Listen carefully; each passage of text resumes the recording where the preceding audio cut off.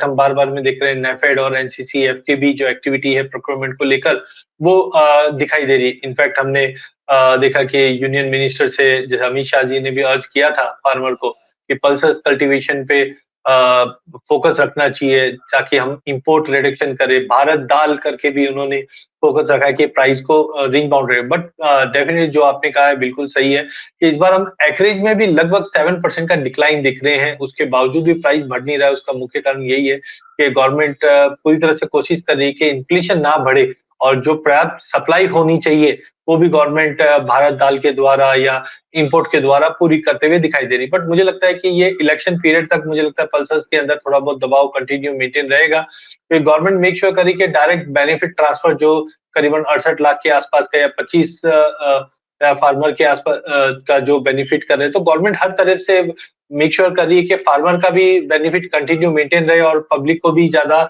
ऊंचे भाव नहीं मिले। इसकी वजह से डिस्पाइट के फंडामेंटल काफी अच्छे होने के बाद भी चने में हम कोई बड़ी तेजी देख नहीं पा रहे। बट हाँ, इसमें भी हम ये कमोडिटी भी जैसे हमने सोयाबीन और कॉटन में देखा, इसमें भी हम ऐसा कोई देख नहीं पा रहे हैं कि बहुत ही बड़ा फॉल बैक रहे, क्योंकि मौसम को लेकर लिमिटेड कैरी ओवर स्टॉक को लेकर प्राइजेस को कंटिन्यू अपलिफ्ट मिलता हुआ दिखाई देगा।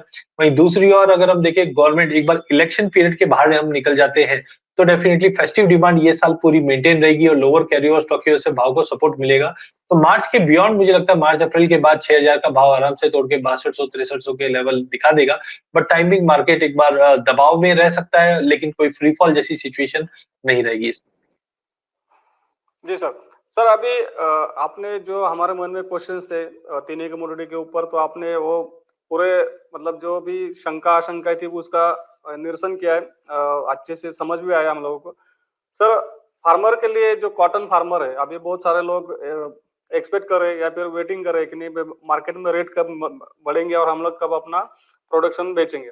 तो सर जो कपास के फार्मर है या फिर हमारे शेतकरी बांधव, आप उनको क्या एक अपील करना चाहेंगे, सलाह देना चाहेंगे कि क्या करना चाहिए आने वाले दिनों में?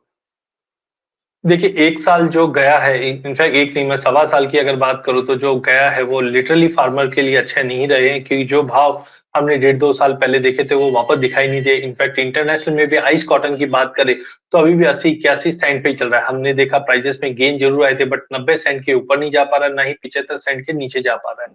तो डिमांड कंसर्न है, क्योंकि हम यूरोप, यूएस, चाइना यहाँ पे हम देख रहे हैं रिसेशन का जो फियर बना हुआ है ये कहीं पे भी डिमांड को लाने नहीं दे रहा है। डोमेस्टिक मार्केट में डिस्पाइट के प्रोडक्शन काफी कम है, भाव में उछाल नहीं है। तो पहला चीज है आप एक्सचेंज का यूज कीजिए जहाँ पे हम हेजिंग करके चल सकते हैं। अगर आपके पास माल है तो उसको हेज करके चलिए। बट मुझे लगता है कि जो 55-56 का भाव एमसीएक्स कॉटन कैंडी के है ये काफी बॉटम भाव है।